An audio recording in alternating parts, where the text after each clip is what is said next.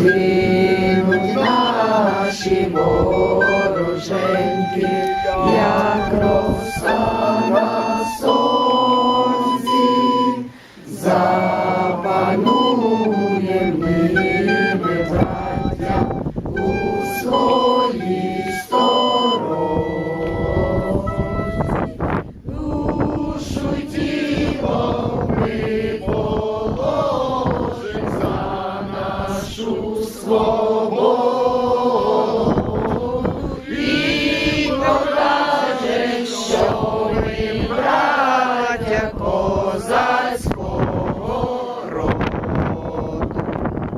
Душу й тіло ми положим за нашу свободу